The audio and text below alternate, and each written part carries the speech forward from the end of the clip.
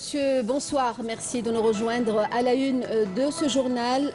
D'importateur à producteur de médicaments, l'Union pharmaceutique constantinoise a su relever le défi en partenariat avec des laboratoires étrangers en assurant un transfert de technologie particulièrement bénéfique.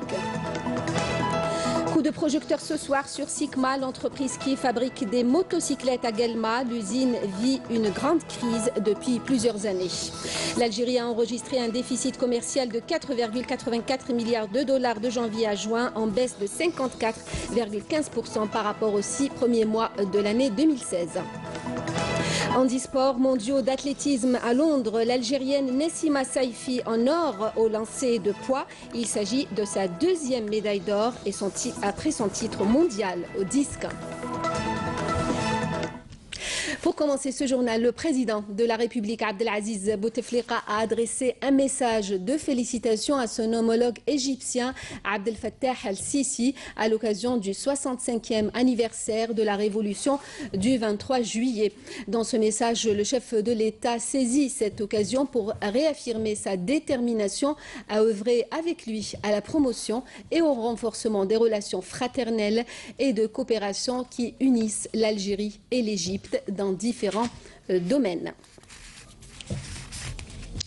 Le ministre des Affaires étrangères, Abdelkader Msahel, a eu hier un entretien téléphonique avec son homologue jordanien, Ayman Safadi, qui a porté notamment sur les développements en cours dans les territoires palestiniens occupés et la tension provoquée par les mesures récentes de l'occupant contre les Palestiniens. Les deux ministres ont insisté sur l'impératif de rendre la question palestinienne la centralité qui doit être la sienne sur la liste des priorités du travail arabe commun. Ils ont également convenu de déployer en concertation avec les pays arabes et musulmans ainsi qu'avec les organisations internationales et l'ensemble de la communauté internationale les efforts nécessaires pour garantir la protection des lieux sacrés et du peuple palestinien et faire pression sur l'occupant pour l'amener à mettre fin à l'escalade et aux provocations. Nourdine Bedoui, demain à Tunis, le ministre de l'Intérieur, des collectivités locales et de l'aménagement du territoire prendra part aux travaux de la deuxième réunion ministérielle sur l'immigration en Méditerranée. Réunion du comité ministériel de suivi OPEP non OPEP le 24 juillet demain à Saint-Pétersbourg en Russie. Le ministre de l'énergie Mustafa Guitoni participera à cette 4e réunion du comité conjoint de suivi. Les perspectives de l'accord OPEP non OPEP sur la réduction de la production de pétrole seront examinées par les représentants des pays signataires dans l'optique d'éventuels réajustements dans le marché pétrolier mondial encore sous pression. La première édition de formation en matière d'exportation a été lancée ce dimanche à Alger par le World Trade Center et l'Agence nationale de promotion du commerce extérieur, appelé Branch de l'export. Ce programme, organisé durant une journée par mois, est destiné aux opérateurs économiques souhaitant développer un savoir-faire dans le domaine du commerce international, précisément dans l'exportation. Près de 200 professionnels ont pris part aujourd'hui à cette formation, une formation gratuite portant sur la recherche de marchés internationaux et la stratégie organisationnelle afin d'optimiser l'exportation des produits algériens. Direction Constantine à présent, nous allons parler de cette unité de production pharmaceutique qui ambitionne de participer concrètement à couvrir le marché en médicaments hormonaux, notamment en contraceptifs. Cette nouvelle unité travaille en partenariat avec des Suisses et des Allemands. Adel Halimi Aïch. D'importateur à producteur de médicaments, l'Union pharmaceutique constantinoise a été en mesure de relever le défi en partenariat avec un laboratoire international pour combler le manque qui touchait le marché national en réalisant un transfert de technologie particulièrement coûteux. C'est un médicament qui est très efficace, qui est très prisé par les gynécologues. Donc c'est un besoin réel qui va aider la population algérienne à combattre cette maladie. Et en même temps, économiquement, l'Algérie a baissé ses importations et on fait travailler de la main-d'œuvre et on forme l'humain. Ces médicaments hormonaux algériens sont le fruit d'un partenariat avec la Suisse et l'Allemagne, ce qui a permis d'atteindre l'excellence dans la maîtrise de la technologie de production ainsi que de la synthèse de la molécule, ce qui signifie un arrêt de leur importation.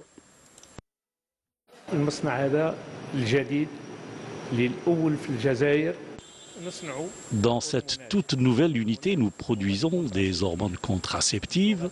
La consommation du marché national est de 13 millions de boîtes. Notre objectif est de réduire la facture d'importation de 40%.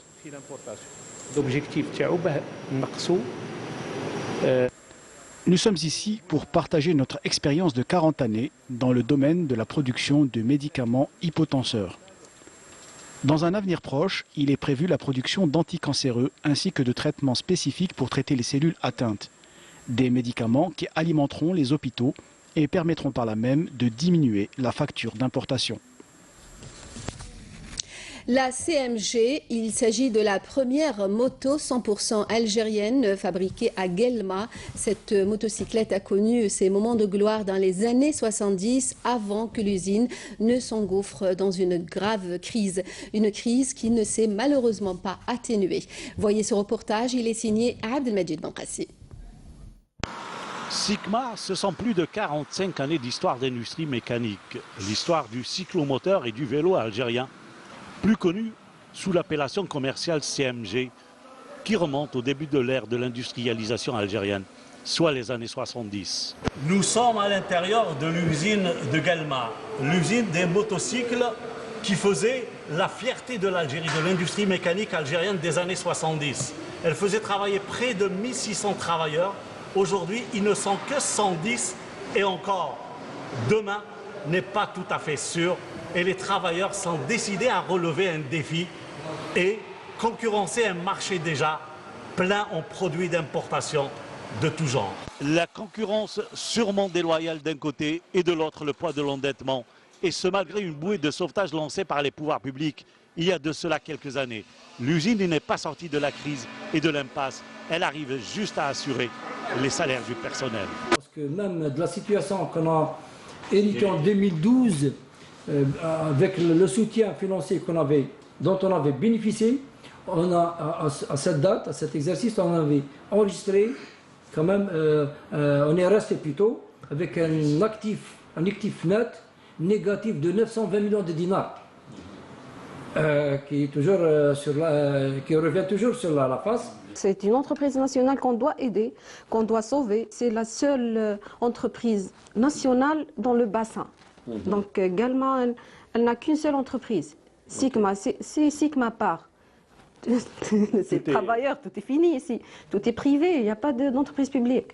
Okay, très bien. Tout le bassin, il n'y a que SICMA. Donc il faut l'aider, il faut la sauver. La situation que vit actuellement, ce n'est pas une situation qui est née d'aujourd'hui, c'est une situation qui est héritée. Pour ce qui est de la situation financière, effectivement, SICMA enregistre une situation financière très délicate même. Les besoins de l'entreprise en matière de financement, on n'arrive plus à les avoir, vu la situation, comme je viens de le dire, délicate. Votre dossier n'est plus recevable? Oui, il n'est plus recevable. Du côté des banques, on n'est plus solvable. Une entreprise publique à sauver et un cri de détresse lancé. Mais au niveau de l'usine, on n'est pas resté les bras croisés. Et déjà des contrats se profilent à l'horizon. Le staff de l'entreprise a toujours essayé de sortir de cette impasse. On est à la recherche de projets, de marchés. Dans toute l'Algérie, c'est sûr. On est à la concurrence totale des marchés qu'on a eus, c'est 200 millions de dinars. On demande à ce qu'on fabrique national. Nous avons cette culture, nous sommes dans la culture et nous sommes dans un tissu industriel qui ne permet que d'exploiter les idées seulement, et il faudrait prendre certains éléments, certains investissements mineurs qui ne peuvent que déclencher pour assurer une réelle survie. Il s'agit de la survie d'un des fleurons de l'industrie mécanique algérienne et sauver ainsi un peu plus d'une centaine de postes d'emploi. Beaucoup d'investisseurs porteurs de projets n'arrivent pas à concrétiser leurs projets, faute de foncier industriel. La problématique revient à chaque fois. Illustration ce soir à Béjaïa avec Salem Kasser. Plus de 590 dossiers d'investisseurs dans le domaine industriel attendent l'aval de l'administration pour pouvoir commencer à travailler. L'attribution d'assiettes foncières n'est pas pour demain. Apparemment, les parcs qui pourront recevoir une bonne partie des industriels. Donc, on espère, Inch'Allah, avoir un avis favorable pour l'extension. On a du mal à trouver un terrain pour investir, pour faire des extensions. Il y a certains investisseurs qui sont obligés d'acheter des terrains privés à des prix colossaux. Des zones industrielles d'une superficie de 432 hectares sont néanmoins en pleine opération d'assainissement et d'études pour permettre de dégager des espaces fonciers. تم تسجيل فضاءات صناعية جديدة تتمثل في الحظيرة الصناعية ببلدية القصر في نهاية إلماتن. Nous avons enregistré de nouvelles poches industrielles dans la région d'El-Qsr à Ilmatan d'une superficie de 175 hectares, un parc industriel à Boudjelil d'une superficie de 175 hectares également et une zone d'activité à Soudouk d'une superficie de 29 hectares. Et enfin, une zone d'activité à Kharrata d'une superficie de 51 hectares.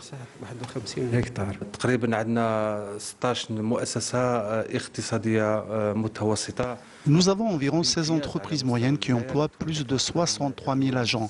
Nous avons pensé à spécialiser 2 régions et créer une activité supplémentaire, ce qui nous permettra de nous élargir et créer plus d'emplois. Nous avons attendu certes longtemps, mais Dieu merci, l'État algérien nous a donné tous les moyens. Béjaïa reste un grand pôle industriel qui peut devenir plus important. Reste à encourager l'investissement pour créer de la richesse et de l'emploi afin de mettre un terme aux importations qui gangrènent l'économie nationale. Je vous l'annonçais en titre, le déficit commercial de l'Algérie en baisse de plus de 54% au premier semestre 2017. Il a atteint 4,84 milliards de dollars contre un déficit de 10,54 milliards de dollars sur la même période de 2016, soit une baisse de 5,7 milliards de dollars selon les chiffres officiels fournis par les douanes algériennes.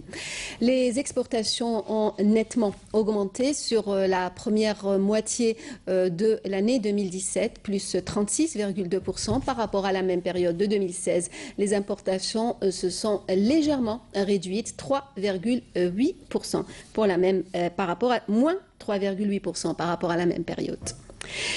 Moins de temps d'attente, moins de stress aussi. Les Algériens de l'étranger qui ont choisi cet été le bateau pour venir en Algérie ne peuvent que se réjouir. La présence à bord d'équipes navigantes de la PAF a réellement facilité toutes les procédures. Amel Missaïd. Nous sommes au port d'Alger. Les guichets de la police aux frontières sont vides malgré l'arrivée d'un ferry en provenance de Marseille pour cause. Les services de la Direction générale de la Sûreté nationale ont pris un certain nombre de mesures, dont le développement au niveau des navires, d'une équipe navigante dotée de terminaux biométriques chargés de procéder au contrôle des documents des voyageurs, et ce, dès leur embarquement à Marseille jusqu'à leur arrivée au port d'Alger. Composé de 7 éléments, l'équipe a accompli les procédures de vérification des documents, notamment leur validité au niveau du navire sur lequel étaient embarqués 1460 voyageurs et 605 voitures. Ah, magnifique. Au moins, on est sur le bateau, très bien, tout est bien passé. On a fait les passeports et tout. Au moins, là, on rentre chez nous tranquille. Au lieu qu'on passe la journée ici dans la chaleur. Ah, formidable. On a bien passé le contrôle. Le respect, formidable. Tout de suite, ماشي كيما كانوا avant, mais هذه المرة الله يبارك. Vraiment. Là, on a bien, on a super bien. Ah, voilà bien. Le service exceptionnel, la police, la douane, masha'Allah. Je les félicite. Ils nous ont facilité la tâche, alhamdoulilah. On a fait un bon voyage. Les passagers détenteurs de passeports biométriques se verront traiter leurs documents en un temps record, ne dépassant pas les 18 secondes. Par ailleurs, une batterie de mesures sécuritaires a été également prise au niveau de tous les ports en vue de lutter contre le crime transfrontalier et veiller à la sécurité des voyageurs. C'est certainement la station de métro la plus attendue de tout le tracé du métro d'Alger. Il s'agit de la station de la Place des Martyrs, une station musée. Elle est actuellement en phase d'équipement, tout comme toute cette ligne Grande Poste Place des Martyrs. Les travaux avancent avec une bonne cadence. La ligne sera opérationnelle à la fin de cette année. Hasna Zoberi. Les travaux d'extension du métro d'Alger reliant la Grande Poste à la Place des Martyrs avancent à grands pas, notamment après le retard accusé dans la livraison de cette ligne en raison des fouilles archéologiques. Nous avons consacré plus de 18 mois pour revoir l'étude de cette nouvelle ligne.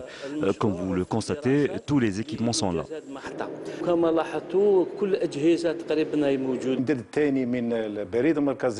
L'extension du métro d'Alger jusqu'à la Place des Martyrs de 1,7 km est en phase d'équipement et devra être livrée fin 2017. La station de la Place des Martyrs sera assez particulière puisqu'elle sera dotée d'un musée archéologique permettant aux voyageurs de découvrir l'histoire de l'Algérie. L'extension de la ligne reliant la Grande Poste à la Place des Martyrs devra desservir plus de 250 000 voyageurs par jour. Cette station est la 3e plus grande station au monde. Elle a été construite sur une profondeur de 30 mètres. Le métro d'Alger s'étale actuellement sur 13 km et comprend 14 stations allant de la Grande Poste à Al-Harrach. Cette distance atteindra 18 km après l'ouverture de nouvelles lignes, Place des Martyrs en fin 2017. Les peines infligées par l'occupant marocain au groupe de Gdim Izik sont purement politiques et non avenues. C'est la déclaration ce dimanche du conseiller à la présidence de la race de Lahritani Lahsen pour le responsable sahraoui qui s'exprimait devant la presse à Alger. Ces peines ne reposent sur aucune preuve. Il s'agit pour lui de peines visant à punir des Sahraouis qui militent pour le droit du peuple sahraoui à l'autodétermination et mettent à nu les violations marocaines contre les citoyens sahraouis, notamment dans la ville occupée d'El Ayoun. À El Hoceima, dans le Rif, au nord du Maroc, la situation est toujours aussi confuse, aussi tendue après la violente répression de la marche de jeudi par la police marocaine. Nkhla Larbi. Très attendue et prévue depuis longtemps, la marche du million initiée par Zefzafi pour protester contre la malvie dans la région du Rif a été violemment réprimée ce jeudi par les forces de l'ordre marocaines.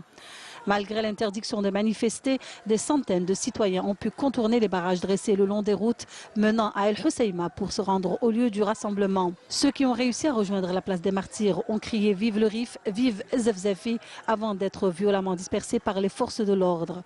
En début d'après-midi déjà, la police avait commencé à quadriller les principales places de la ville y interdisant tout accès même aux journalistes alors que la quasi-totalité des commerces étaient fermés. Les affrontements entre les manifestants et la police ont fait 83 blessés, notamment suite à l'usage de bombes lacrymogènes.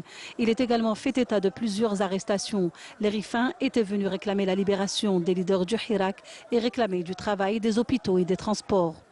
On est dans un pays, on n'a pas de liberté d'expression. On n'a rien du tout, on cherche que la liberté. On a demandé quoi? Les hôpitaux, de travail, de transport. C'est quoi de mal? La réponse c'est quoi? C'est de taper le peuple. Ils ont fait les génocides en 1958, 84, 86, jusqu'en 2017. Zinzel, ils nous ont rien donné. Ils ont volé toute la richesse qu'on a ici. C'est la honte pour eux, c'est la honte pour nous. L'usage par les autorités marocaines de la violence a exacerbé la colère des manifestants, plus décidés que jamais à tenir bon jusqu'à satisfaction totale de leurs revendications. El Hoceima est littéralement aujourd'hui en état de siège et pour cause. Une organisation non gouvernementale a dénoncé hier l'attitude des autorités marocaines accusées d'entraver la couverture de la contestation populaire d'El Hoceima secouée par un mouvement de protestation depuis 9 mois, indiquant que les autorités font peu à peu de la région du Rif une zone de non-droit à l'information indépendante. Un volet sport dans ce journal, tout d'abord avec l'handisport et les mondiaux d'athlétisme à Londres. Dernière journée, l'Algérienne Nessima Saifi a remporté la médaille d'or du lancer de poids. Saifi a lancé son poids à 10,59 m devant la Mexicaine Hernandez Ortiz et l'autre Algérienne, Safia Djellel. La troisième Algérienne, Nadia Medjmedj, s'est classée 4e. Il est à rappeler que c'est la seconde médaille en or pour Nessima Saifi qui avait remporté le titre mondial du disque avec un jet de 34,05 m. Hier, lors de la 8e journée, la championne paralympique Ismahen Boujeddar avait remporté la médaille d'or au javelot. Le handball, le mondial des moins de 21 ans se poursuit à Alger et belle prestation du 7 algérien depuis le début de la compétition. Les Verts tenteront demain face à l'Arabie Saoudite de terminer le premier tour sur une bonne note. Hier, l'équipe d'Algérie a arraché le nul devant la Croatie. Nassima Imloul.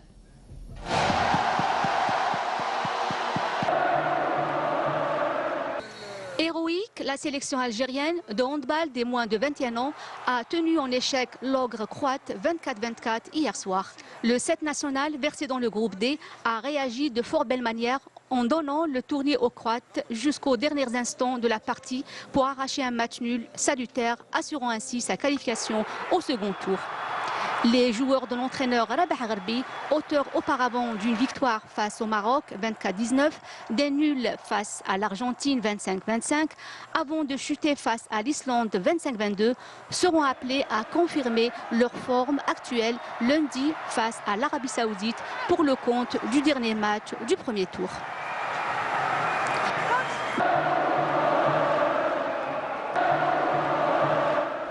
Football, le Nehd Hussein-D a réussi son entrée en lice en Coupe arabe des clubs de football en s'imposant hier soir au Caire devant le club El Wihda des Émirats arabes unis.